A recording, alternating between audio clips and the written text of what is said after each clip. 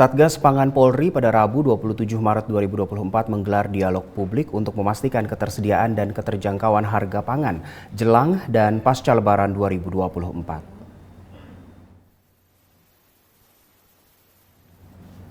Dialog publik ini juga menghadirkan sejumlah narasumber dari kementerian lembaga, mulai dari Kementerian Perdagangan, Perum Bulog hingga Badan Pangan Nasional.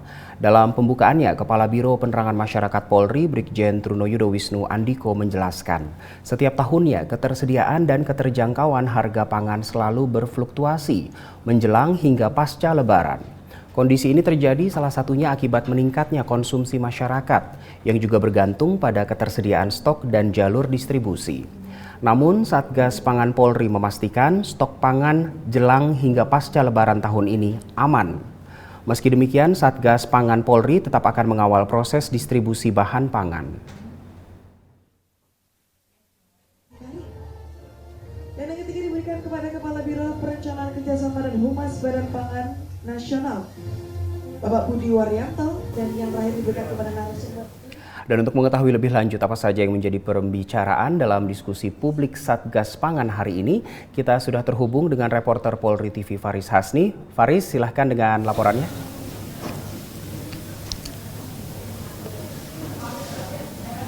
Andonino. Baik rekan Dade dan pemirsa, hari ini di Humas Polri menyelenggarakan diskusi publik dengan sejumlah keamanan pangan kita menjelang Idul Fitri, bahkan hingga pasca Idul Fitri. Ada hal menarik dari diskusi kali ini di mana Satgas Pangan Polri memastikan bahwa pangan kita aman hingga 1,5 bulan ke depan. Dan untuk membahasnya lebih lanjut sudah bersama saya saat ini Wakasatgas Pangan Polri, Kombes Pol Samsul Arifin. Bapak Samsul, apa kabar? Baik, selamat siang Mas. Pak, bisa dijelaskan terlebih dahulu nih. Bapak menjelaskan tadi pangan kita aman hingga 1,5 bulan ke depan. Gimana tuh Pak? Baik, dari Bapokting ya, kebutuhan pangan ini bahan pokok penting. Dari beberapa bahan yang sudah kita lakukan analisa, kita menghimpun data dari Kementerian Pertanian, kemudian dari Bappenas, dari Bulog, juga dari Kemendak terkait realisasi impor. Karena bahan pangan kita kan tidak semuanya produksi dalam negeri, ada yang harus melakukan importasi. Nah, antara stok yang kemudian hasil panen dalam negeri, kemudian proses importasi yang sedang berjalan, berdasarkan data-data yang kita peroleh dari kementerian lembaga itu, kemudian kita lakukan analisis juga dengan hasil pengecekan tim Satgas Pangan yang saat ini sedang berjalan juga di daerah-daerah untuk mengukur berapa stok bahan pangan yang ada di sana, sehingga kita bisa mengkalkulasi bahwa dari hasil penghitungan Satgas Pangan Polri, 1 bulan atau 1,5 bulan ke depan ini masih bisa dikatakan aman untuk stoknya. Ya. Pak, ini kan kerja-kerja kolaboratif kan Pak ya, ada kementerian dan lembaga. Di lapangannya seperti apa sih Pak? Karena kita tahu ada persoalan, ada masalah alam juga di mana masyarakat juga sekarang dihadapkan dengan musim hujan, kemudian ada kendala juga mereka melakukan penimbunan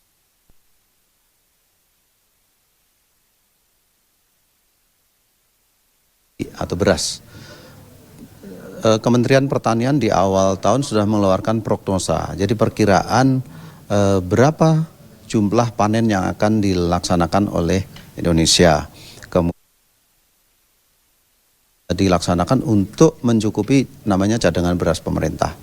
Dari data tersebut, Satgas Pangan Polri secara rutin melakukan pengecekan ke daerah.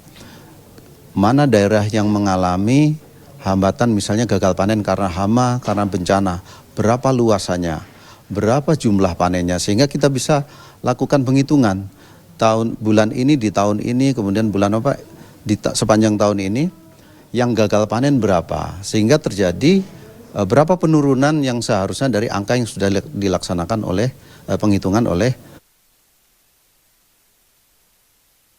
Nah, angka-angka tersebut kita coba jumlahkan, kan kita juga selalu koordinasi dengan kementerian lembaga ini supaya tidak miss, karena memang pentingnya kolaborasi antar kelembagaan, karena ini kan pekerjaan semua orang. Nah, kemudian kita datang juga ke tempat-tempat penggilingan padi. Seperti saya sampaikan tadi, berapa kecepatan dari panen dilakukan proses pengeringan sampai penggilingan sehingga berapa hari. Berapa ton yang dihasilkan dari tiap hasil panen. Seperti saya sampaikan tadi, rumusnya itu kan 60-70%. 60 ke 70% dari gabah yang dipanen itulah yang akan menjadi beras. Sehingga kita bisa melakukan kalkulasi, penghitungan, dan hasil akhirnya adalah dari prognosa keadaan real maupun importasi yang masuk, dikurangi dengan berbagai banyak hal kendala tadi, yang gagal panen, ya, seperti itu, keluarlah angka-angka yang sesuai dengan kebutuhan nasional. Nah, kita bisa lakukan analisis bahwa 1 bulan atau 1,5 bulan mendatang stok-stok pangan kita akan mencukupi. Pak, berbeda dengan kementerian lembaga, kalau di kepolisian kan punya hak untuk melakukan penindakan nih. Ya.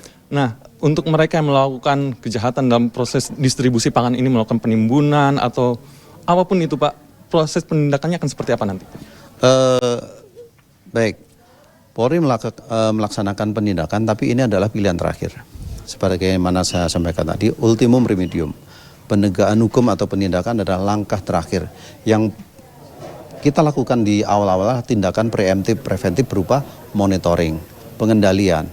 Karena kita sering turun ke wilayah, kita sering melakukan kegiatan monitoring dengan kementerian lembaga maupun Satgas Pangan Daerah, ini untuk meminimalisir terjadinya penyimpangan. Namun ada saja, seperti tadi yang saya sampaikan, temuan case-case di wilayah kasus mereka melakukan repacking, pengoplosan. Ini langsung dilakukan penindakan oleh kepolisian setempat. Ya.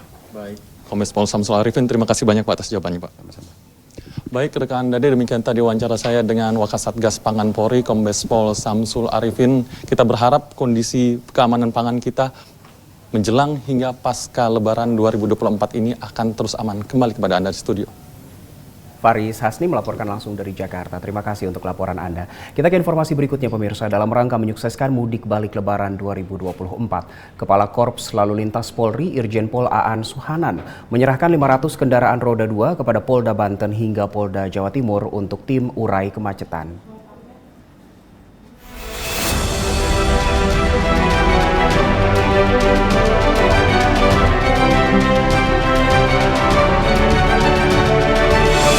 Dalam rangka menyukseskan mudik Lebaran 2024, Kepala Korps Lalu Lintas Polri Irjen Pol Aan Suhanan menyerahkan 500 kendaraan roda 2 kepada Polda Banten hingga Polda Jawa Timur untuk tim mengurai kemacetan. Tim urai kemacetan sendiri dibentuk guna mengantisipasi kepadatan jalan saat musim mudik balik Lebaran. Seperti diketahui, sekitar 193,6 juta jiwa diprediksi akan melakukan perjalanan mudik. Strategi untuk melayani masyarakat sangat diperlukan mengingat jalur darat masih menjadi primadona bagi para pemudik. Terutama nanti untuk antisipasi arus mudik dan arus balik tahun 2024 ini, di mana animo masyarakat ini cukup tinggi, ya. Kemudian lihat ANEP tahun lalu banyak sekali trouble spot yang mengakibatkan kemacetan maupun perlambatan, terutama untuk para pengemudi yang berhenti di bahu jalan atau mendapat gangguan. Karena tim inilah nanti yang akan menyelesaikan permasalahan itu, ya. Nanti di tiap Polda, mulai dari Banten sampai dengan Jawa Timur, kita bentuk tim urai macet ini. Nanti cara bertindak yang dilakukan patroli, ya, sesuai dengan jam rawannya. Kemudian apabila dari command center ada laporan ada gangguan atau ada titik macet, ini tim inilah yang akan turun, ya, untuk mengurai kemacetan tersebut. Ya, ini kita menggunakan kendaraan tersebut, ya, dengan harapan nanti manuvernya ini cukup lincah, ya, karena tidak terlalu besar kendaraannya. Kemudian ini bentuknya adventure, ya, adventure, jadi lebih lincah lah. Kakor lantas menambahkan dengan dibentuknya tim urai kemacetan dapat membantu memperlancar arus lalu lintas atau pengendara yang mendapati gangguan pada saat arus mudik dan balik. Kita jeda dulu pemirsa, namun usai jeda Presisi Siang akan segera kembali.